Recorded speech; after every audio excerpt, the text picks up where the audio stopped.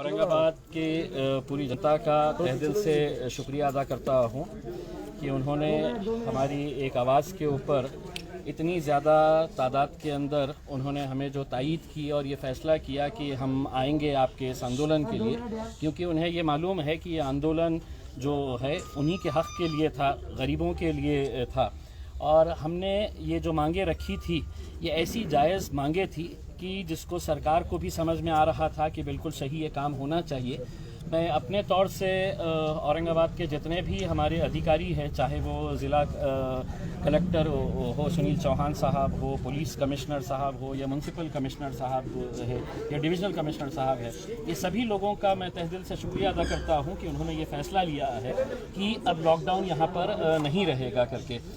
इस ताल्लुक़ से पालक मंत्री सुभाष देसाई साहब ने भी बात की और उन्होंने भी मुझे ये आश्वासन दिया था कि जितने भी पोस्ट भरे जाने हैं जो आरोग्य विभाग के अंदर है, जो करीब 2000 के करीब ये जो पोस्ट है, इसके ताल्लुक़ से उन्होंने मुझे ये कहा है कि आने वाले 3 से 4 दिनों के अंदर वो यहाँ पर आएंगे, इसके ताल्लुक़ से मीटिंग लेंगे और एक मीटिंग मुंबई के अंदर बैठ के जल्द से जल्द ये पोस्ट कैसी भरी जाए तो उस ताल्लुक़ से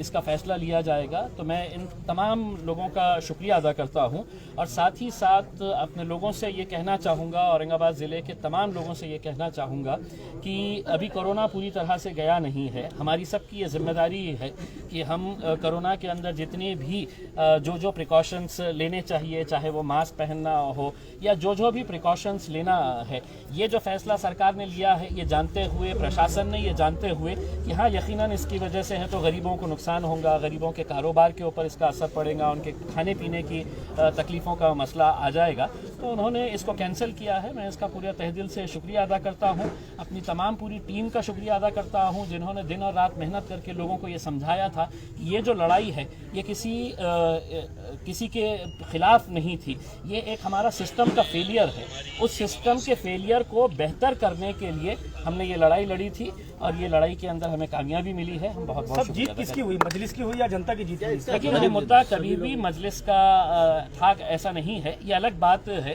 कि अगर मैं खासदार हूँ, मैं अगर मेंबर ऑफ पार्लियामेंट हूँ तो किसी एक पार्टी का हूँ, मैं यकीनन MIM पार्टी का मेंबर ऑफ पार्लियामेंट हूँ, लेकिन जब आप चुनकर आ जाते हैं तो आप पार्टी के MP नहीं रहते हैं, आप जनता के MP रहते हैं, जनता के साथ।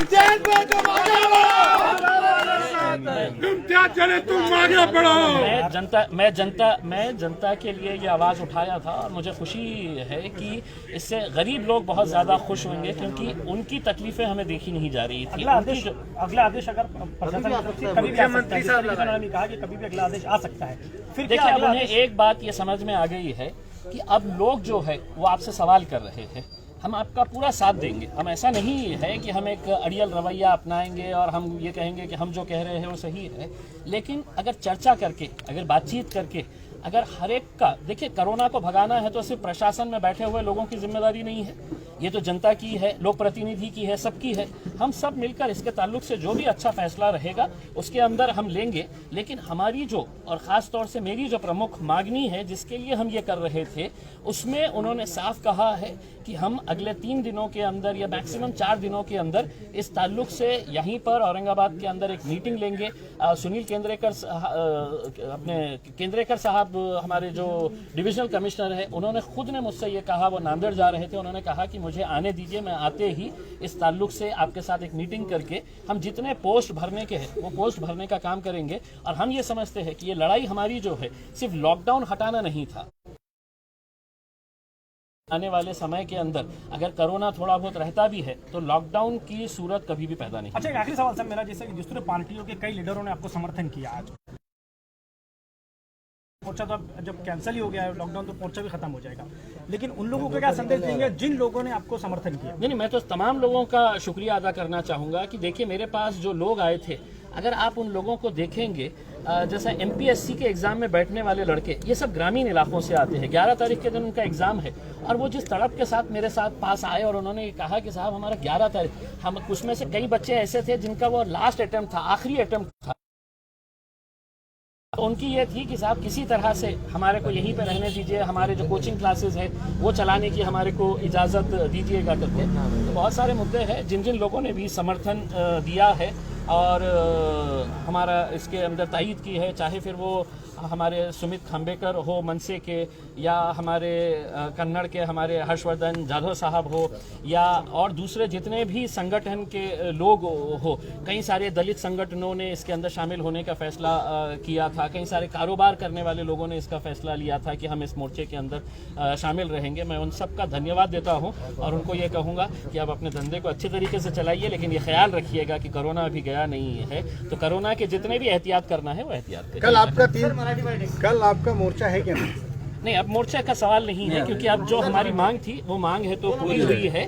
अगर 3-4 दिनों के बाद जब हम ये इसके ऊपर चर्चा करेंगे, हमारा ये नहीं था कि हम मोर्चा निकाल के कोई अपनी ताकत दिखाना चाहते थे। हम तो सिर्फ है तो सरकार को नींद से जगाना चाहते थे कि ये मुद्दे हमारे शहर के, हमारे ज़िले के लिए बहुत मायने रखते हैं, आप उसका हल निकालिए। अब वो एक रास्ता हमारा खुल गया है, दूसरा रास्ता 3-4 दिन के अंदर इसके अंदर कुछ ना कुछ तो पॉजिटिव पॉइंट निकल के आएगा। खासदार इम्तियाज जलील जिंदाबाद, खासदार इम्तियाज जलील जिंदाबाद, खासदार इम्तियाज जलील जिंदाबाद। मराठीमध्ये पाहिजे त्यांना.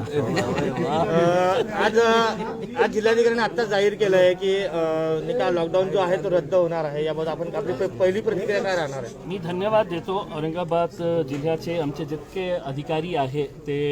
विशेषकर सुनील चौहान साहेबांच्या, पोलीस कमिशनर साहेबांच्या, आपले विभागीय आयुक्त साहेबांच्या, महानगरपालिकाचे आयुक्त